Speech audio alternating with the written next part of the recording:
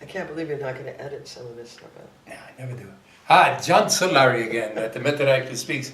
And we're here with Lifetime member Wendy Girard. And we were on show number 1, we ended with intimacy at being an actor that you don't have to always sleep with your partner. So we want to go on from there. No fun in that. But intimacy is required. Intimacy is required. Often, yeah. So you were saying you don't need it, but how do you do that? How do you if you don't How do you sleep with create your partner? it? Well, you know, I think the process of studying acting is all about getting to know yourself. Mm-hmm. It's all about knowing who you are. And of course you have to know your instrument, and your instrument is everything. Your instrument is your body, it's your senses, it's your emotions, it's your psyche, it's your spirituality, it's your philosophy, it's, you know, what, it's every single part of you, it's your soul, you know, everything. Right. So, and you have to get to know yourself because that's your instrument. How are you going to play your instrument if you don't know it? So, and that getting to know yourself is a lifetime process. And you're working with other actors, hopefully, who are doing the same, in the same process. And that creates an intimacy. I mean, there, like you were talking about the camaraderie back in the old days of actors. It was amazing. We used to hang out together all the time. Jimmy Ray's. Yeah, Joe Allen's, you know, O'Neill's Balloon, you know. Patrick O'Neill was a member. Downey's, I mean, there were, you know, a number of, but, you know, down in the Village, the Riviera, I mean, you know, different places, but we hung out together. We were groups of friends, you know. Right. We spent time together. We did scenes together, got to know each other, and recommended each other. And that was a tremendous benefit as an actor, to be able to get that close and that deep, right. To know people, to work with them on stage, you know, and on that level.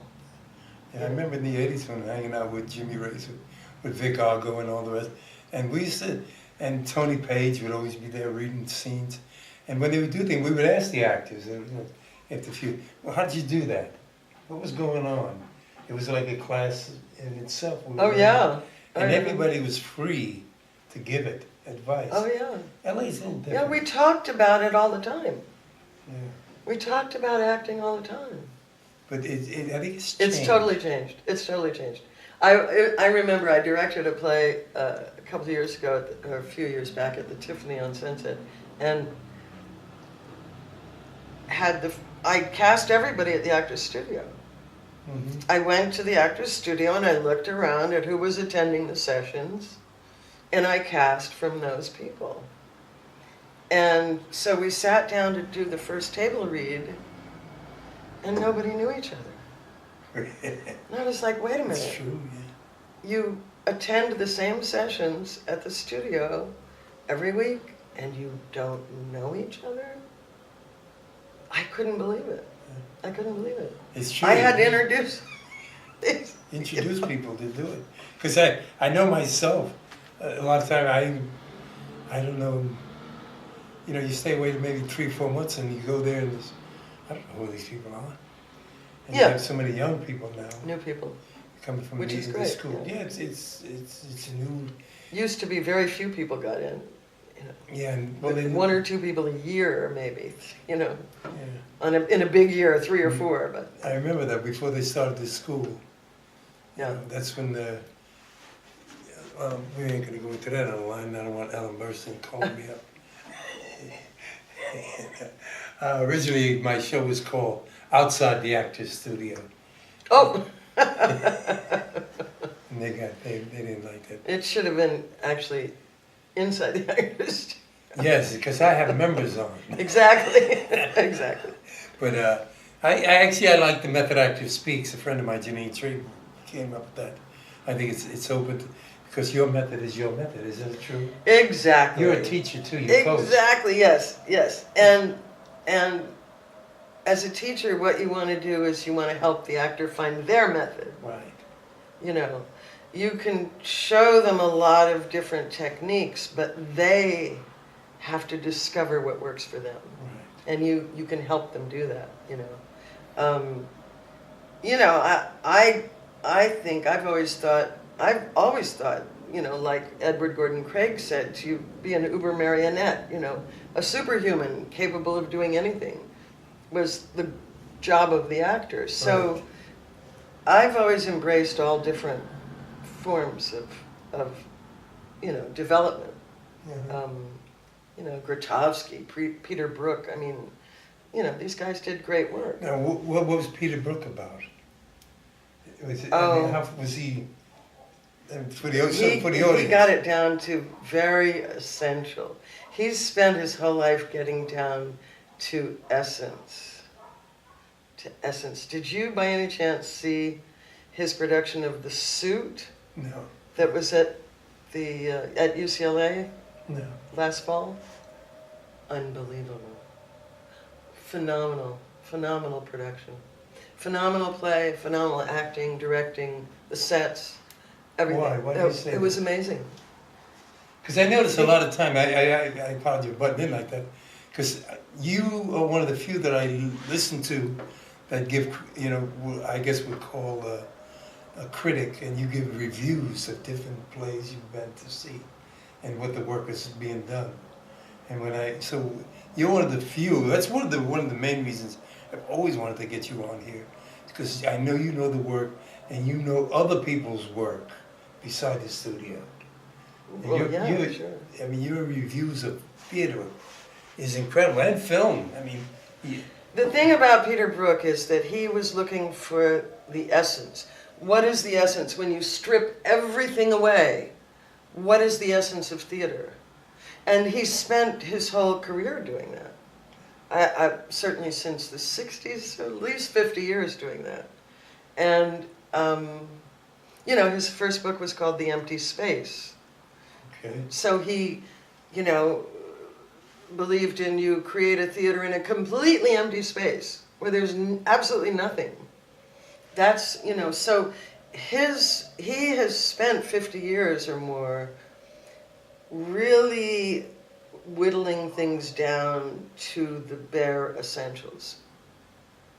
So there was, in the production, there was tremendous economy.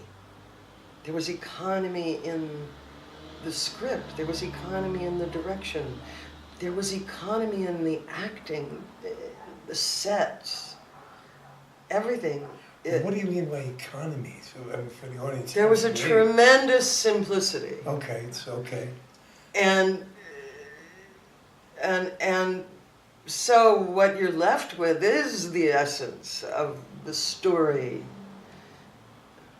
You know, So you got the story, not the which is not the very bullshit. powerful. Yeah, right. You strip away all the, you know, unnecessary crap. Unnecessary stuff. Yeah, yeah. Yeah. And that becomes very powerful. Very powerful. It's when I watch actors that move around, I'm why are they moving? Why are they this? If you watch the old movies and listen, you talk about the old movies. You know, Studio system. they had the lighting. cameras They and had the time lighting, to light. but they stood still and said their lines. They had the time to light, and they lit those. Oh, yeah, they right, lit right. the movie stars back then. They did really They well. made those movie stars look as good as humanly possible. You know, Yes. they spent hours lighting them. Now, why? That's excuse me, Elia Kazan. Why were you so attracted to his work? I think because of the realism, the raw realism. It wasn't, you know, a Hollywood studio, you know, production. It was real people in real circumstances. And he made you believe that this was really happening right now. You know, after, you know, you go, okay, I'm going to watch this movie, but after a few minutes, you're like living inside of it. You forget that they're actors, you know, you forget it's a movie, you're inside that story. And he really was that way. Yeah. He was, well, I think the greatest film director of the 20th century. Certainly the greatest film director of actors of the 20th century. And do you think And that's perhaps because he was ever. an actor at first? Absolutely. Not only was he an actor first, but he was kind of scrappy. And, you know, he was like the youngest person in the group theater. Right. And he was Armenian, and nobody knew what an Armenian was, you know. He was a, you know, Greco-Turk Armenian, and you know, here he was in this group of, you know, intellectual, you know, intelligentsia, Jewish artists, you know, and so he was really the odd man out, and he was the youngest, and, you know, they kind of made him the gopher, which is how he got the name Gadge, because he had to do all the, you know, so he's doing the mechanical stuff, but, No, I didn't know so that. he was there watching and aspiring when the group theater was created, and when all of those brilliant people were creating their ideas, putting it together, making it happen. He was there watching it. He was there, a part of it, but a little outside, able to watch objectively. He was the Because it was a while before he actually was acting and got a part, and then he did some small parts, and you know. Yeah, it must have been incredible, you know, to be in that. Is there any actor today that wouldn't want to be in that position? I mean, it's certainly one of the greatest periods in the history of acting. Yeah, but it What changed. is the creation of the group theater, and that period from the late 30s to till the 50s. with the Actors Studio. Well, because I was 47, but I Yeah, was still. because the group theater kind of disbanded partially because of World War II, but that period of history is I think one of the greatest periods in the world history of acting, not just American history, No, it in changed world it. history of Yeah, acting. I would say, yeah, you would have to say so. Yeah. And the fortunate I mean, thing, it reminds me probably of the time of Shakespeare, you know, when Marlowe and Shakespeare and all those guys were, you know, and writing, and Ben Jonson, and, you know. unfortunately, it was recorded. A lot of it was, you know, still preserved where we can see it. Well, you can't see Shakespeare and on back, but Right. you can read about it and you can think about it, but it was recorded. I remember. I think Tom Stoppard's done a really good job of trying to capture what it must have been like in Shakespeare's time. But he's brilliant. Yeah, but you know, I was looking on YouTube, and there's very little footage of Harold Clurman. There's very little footage of Lee, actually. I think the Institute is starting to release some of Lee's footage, but there's really Harold Clurman. there's really not a lot. But Do you Clurman, think it's there's because a very lot of little. it was theater with them? Well, and video was fledgling. It was in its infancy. Right. So Remember the video cameras were Yes. Okay. great, huge boxes. They were heavy, Yeah. and it's really and so. you a lot needed the lots stuff, of lights. You had to set up lots of the lights, sound and everything. and microphones, and Yeah. Right. cords. And you cable. couldn't get fitted into the theaters, you know. So a lot of the work, yes, but a lot of it was passed on in the studio. I remember when you were talking Well, about it's an apprenticeship. Cassandra. It's an apprenticeship profession. Right.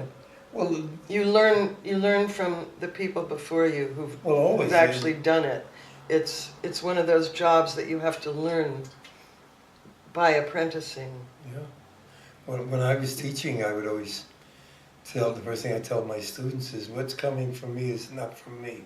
It's from the people from Actors Studio. The people who've gone before you. Right, and you know, the Shelley Winters and all the rest, and Salome Jens, the things I learned from her, she's like my idol.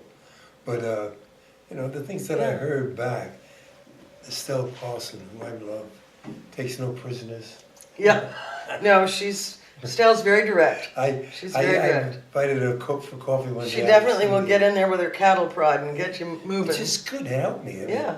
I often A tell lot of teachers don't do that. well, because a lot of the How do actors you can't learn? handle it. How do you learn if somebody's not pushing you and prodding It's you? true, because the best advice I got from an actor was from Shelley Winters in her class when she told me, "Sit down, John, you're acting." And it hurt, but it was so good to hear Yeah. that. Yeah. You know, and then Stop acting. stop acting. Yeah. You know, Yeah. and that's was Shelley. Yeah. You know, and it really helped. Salome helped. They remember in New York they used to videotape the scenes. They were videotaping Yeah. A them. little later on, But- they audio taped them. or whatever it was, yeah. But then, and they had from They there was had a new school, not the one now. They used to come in. With Oh yeah. Oh yeah. Come At on, the we institute. did- Right. No, The classes No. at the new school. Before the school, new school, there was another theater school that used to come in. Before they started there inside the actor's studio, Oh. they used to, Oh yeah. you know, record all the scenes at the studio in New York. I didn't know that. Yeah, they did that. At the actor's studio? At the actor's studio. Inside the actor's studio? No, before that. No. Yes, right inside the actor's In the studio. building. Right on stage when you did your scene on a Tuesday or Wow, Friday. where are all those? I'd love to see those archives. They have them, and actually, I used to get a copy, and I would send it out to Salome, and she would critique my work and tell me, "You were nervous," and I'm thinking, "I'm not nervous." And then I had to stop one day and just say, "You know what? She knows more than I do. Maybe she's right." Yes. Yeah. Yes. And Yes. and you learn by listening. Yeah. And Yeah. boy, I was so fortunate because I was there when Kazan was there, yes. and Clerman, and you know, I mean, wow, I got to listen to them and watch them. And What was some of their critique like? And if you can remember when they were talking, did they ever critique your work? yeah, Do you remember any of it? I don't know if I remember at the moment. Both of them, as far as I recall, they were incredibly inspiring. Both Kazan and Clerman Kazan was so inspiring. He could get people to do anything. He could get people to do things they'd never done before. He would just encourage them so much, And he was so visceral. He was so, he was so physical, and he was so passionate, and he was so intense, He could get people to do things that they would have thought they could never in a million years do. And I think that's why... Lou's like that a little bit. Lee? Lou Antonio. Oh, Lou Antonio. He does. Yeah. He gets people to do things that Yeah, they never would have dreamed they could have Yeah. done. yeah. Yeah, well, he worked with Kazan a lot. He, So a lot of that. he knew Kazan. Yeah. So a lot of that Yeah. is coming through. And Harold was so, he was just, so passionate about the theater and what the theater means and, the story and, And you got it right. The theater's out here. The film is in here. Right. Yeah. I don't know if you- Yeah. People always ask me what's the difference between film acting and theater acting, and I go, nothing. Nothing. Absolutely nothing. The only thing different is the technicalities. I was going to say. And these days, these days, unfortunately, they mic theater, which... They mic theater today, Yeah. so people, right. And it's funny because you'll see it in the scene where actors today, they really don't know how to project. Oh, no. No, people don't know how to project They don't. anymore. No. They really don't. They don't do No. the training that we do. They don't, we did. they don't study, they don't practice. No. I have a hard time getting people to practice, exercises at home. They want to be movie stars I- today, you know, not I have- actors. My younger students, the teenagers, I have a hard time getting them to go to a movie theater Really? to see Academy Award winning movies. Yeah. Well, you're involved with, I went to see Nebraska. Mm. Now you're involved with Bruce Stern. Bruce, I worked for Bruce at the studio. He was the one that told me I should come to Hollywood. Really? Yeah, he said, "What are you doing here?" I said, "Get out to Hollywood. You should be a big star." I've heard that, and I'm so glad. I wish I would have stayed in New York myself. Yeah. Yeah. Really. Yeah, I Yeah. can see that. And, you know, part of me wishes, I was bi-coastal for a really long time, but Yeah, me too. wish I'd been able to keep a place there and kept going back. I bet Especially sort of, I don't know, in the 90s, yeah, that's what you it was. know, after in the 2000s. Everything Just changed things- after that. Well, there was a lot more work in New York. Things picked up, finally, you know. And there's Finally- a lot of work there now. Yeah. I mean, Yeah. there was only one You- feature film out here this year. Everything else is gone. Oh my God. Yeah. Yeah. I go to the union meetings and everything is just leaving LA. Yeah, that's been going on for a long time, So, unfortunately. New York has a lot of Runaway work. production. Yeah. There's Yeah. a Well, lot of it's the tax incentives, California. Everybody, please contact all your representatives. California needs tax incentives to keep film production here.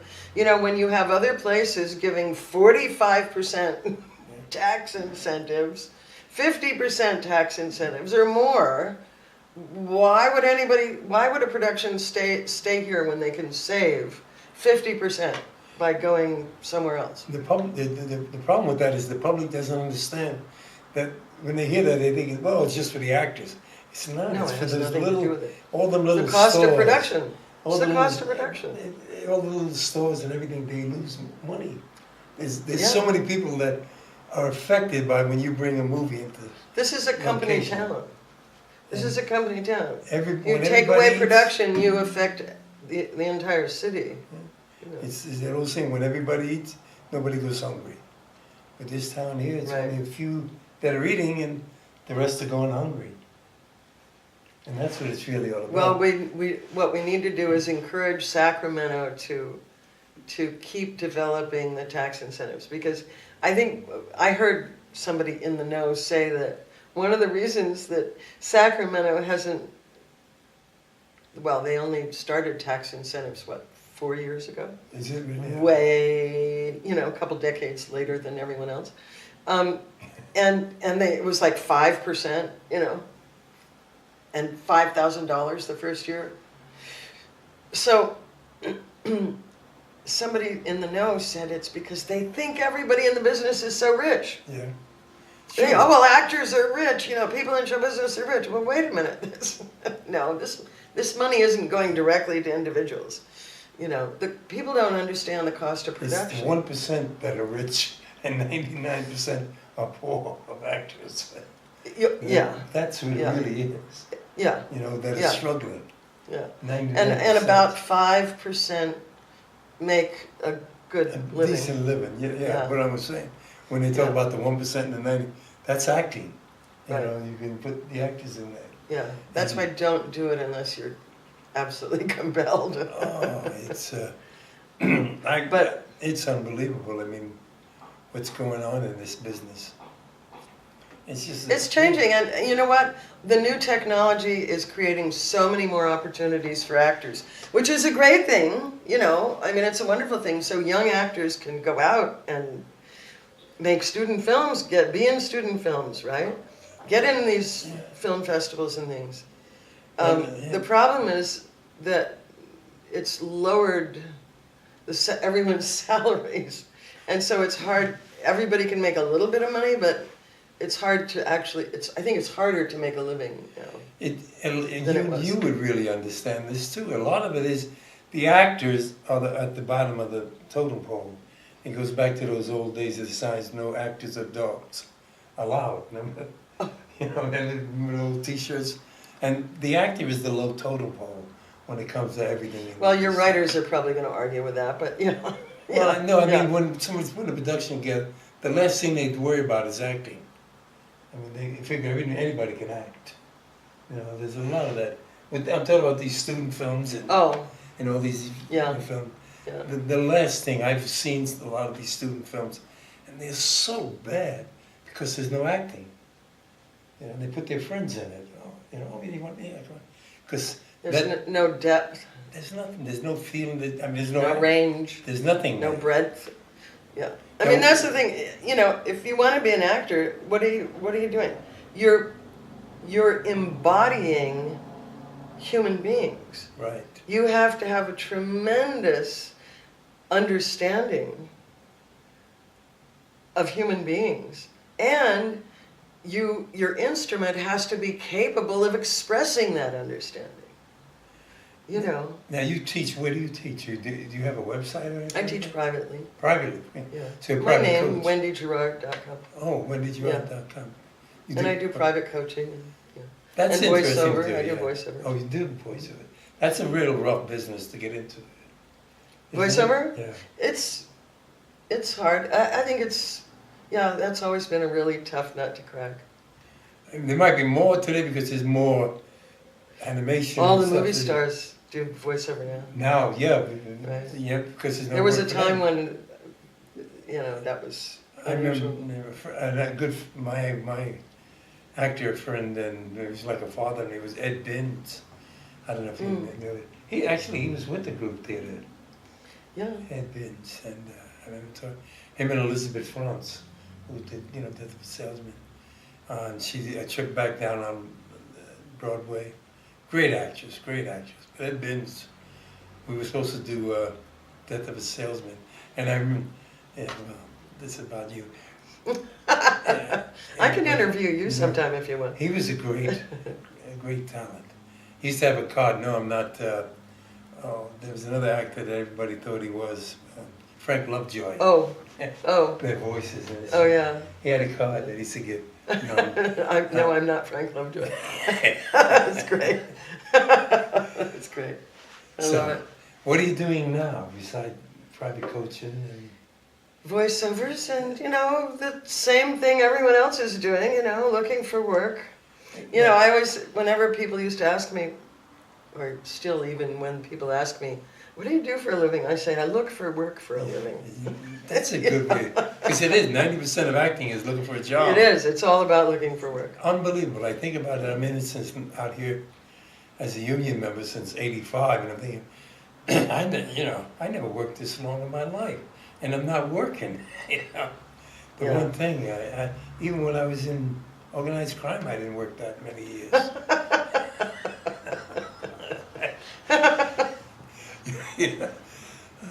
I direct theater. I work with writers in developing scripts. And so you're at the writers' unit a lot. I'm also in the acting or the playwriting directing. I went to it a few times. It's interesting. There's one place where you can bring in outsiders to do the work. Yeah, you can bring in actors who aren't members of the studio, which I'm not crazy about personally. I always try to use members of the Actors Studio. It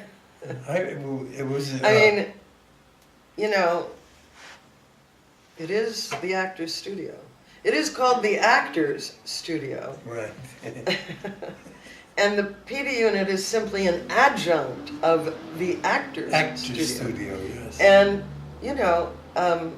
I can see if you're doing a production outside, right? Right. You're going to do a commercial production, whatever. But in the unit, I don't understand it. It used to be done at the studio. Yeah. Years ago, because I did it with Blakely. We did Don Blakely? Yeah.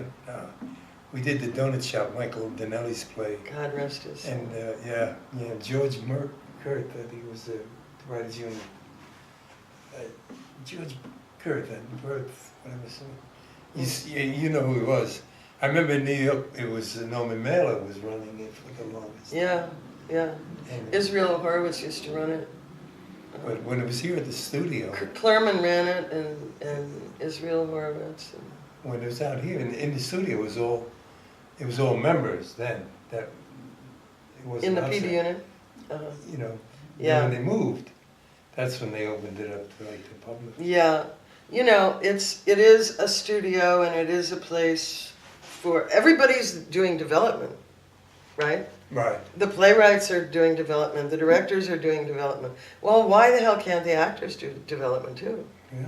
I mean, give the actors an opportunity to stretch, to work out, And I never understood why they don't allow screenplays, though. I mean, out here. I think it's because, I know, but I think it's the craft of writing. Right. It's the same in my classes. When we're doing scene work, I mean just intensive scene work. No, that's In the right. You beginning, teach I at the want studio, people right? to